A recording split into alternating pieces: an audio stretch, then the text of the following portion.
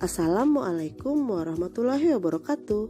Pada video kali ini, kita akan belajar tentang ciri kebahasaan teks eksplanasi. Kalian pasti tahu, tayangan-tayangan di bawah ini merupakan fenomena-fenomena yang dapat dijelaskan oleh teks eksplanasi. Dari serangkaian peristiwa ini, ada gunung berapi, kebakaran, kemacetan, banjir, tawuran massa. Ini merupakan fenomena-fenomena yang terjadi karena hubungan sebab dan akibat. Apa sajakah ciri kebahasaan teks eksplanasi?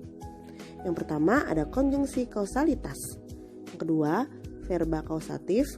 3. Konjungsi temporal. 4. Istilah.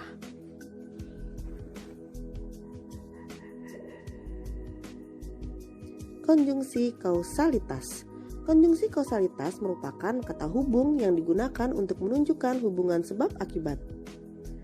Berdasarkan letaknya konjungsi kausalitas dibedakan menjadi dua. Yang pertama, konjungsi intrakalimat, contohnya karena, sebab, akibat dari, sehingga, maka. Yang kedua, ada konjungsi antar kalimat, contohnya akibatnya, oleh karena itu, dengan demikian, jadi, dampaknya, hasilnya, dan lain-lain. Contoh paragrafnya, proses terjadinya banjir secara non-alamiah karena ulah manusia dimulai dari tindakan membuang sampah sembarangan, sehingga menyebabkan aliran air tersumbat. Oleh karena itu, semua lapisan masyarakat harus tertib membuang sampah.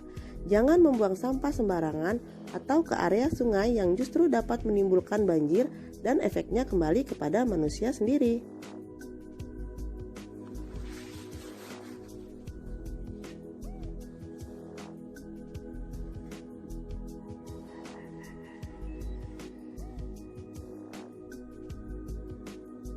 Yang kedua, verba kausatif.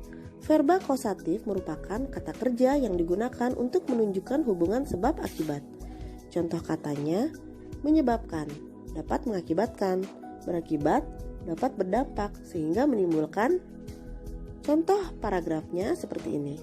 Demonstrasi massa tidak selalu disebabkan oleh urusan perut.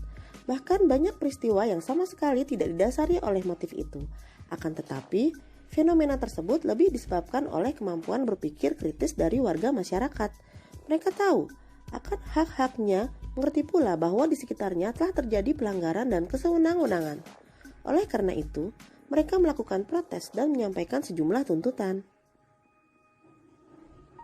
Perbedaan verba kausatif dan konjungsi kausalitas. Verba kausatif menjadi predikat dalam kalimat. Contoh, gempa ini menyebabkan lebih dari 1.000 orang meninggal. Kata menyebabkan merupakan predikat. Contoh kalimat kedua, stigma negatif menimbulkan berbagai permasalahan. Kata menimbulkan ini merupakan predikat. Nah, di konjungsi kausalitas adalah menghubungkan klausa satu dengan klausa yang lain atau menghubungkan kalimat satu dengan kalimat yang lain. Contoh, di klausa 1, gempa tektonik terjadi.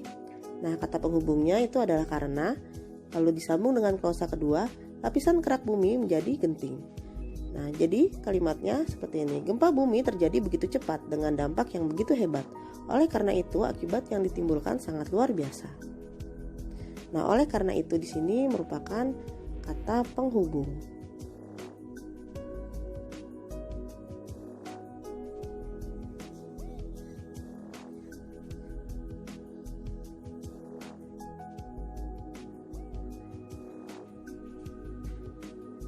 Selanjutnya yang ketiga, ada konjungsi temporal. Konjungsi temporal merupakan kata hubung yang digunakan untuk menyatakan urutan waktu atau peristiwa. Contoh katanya, mula-mula, setelah itu, kemudian, berikutnya, sebelum, sesudah, lalu, akhirnya. Nah, contoh kalimatnya seperti ini. Proses terjadinya tsunami dipicu oleh pergerakan secara vertikal pada lempeng yang berupa patahan. Patahan itu kemudian menyebabkan dasar laut naik yang dinamakan gempa bumi. Nah, dari sinilah keseimbangan air terganggu. Akhirnya menyebabkan gelombang tsunami yang bergerak menuju pantai.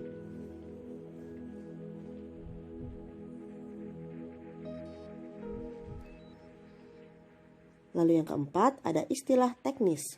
Apakah istilah teknis itu? Istilah atau sering disebut istilah teknis pada dasarnya sama dengan kata. Bedanya kata ini merupakan kata khusus untuk keilmuan tertentu. Nah, coba kalian perhatikan. Dari paragraf ini, kata yang berwarna merah ada lapisan magma, dapur magma, batuan, larutan silika, perut bumi, tekanan udara, letusan gunung berapi.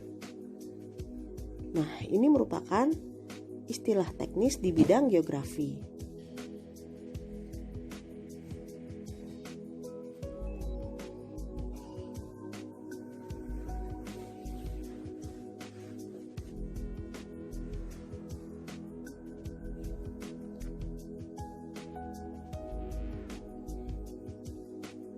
Oke anak-anak, sampai di sini dulu penjelasan dari Ibu tentang ciri kebahasaan teks eksplanasi.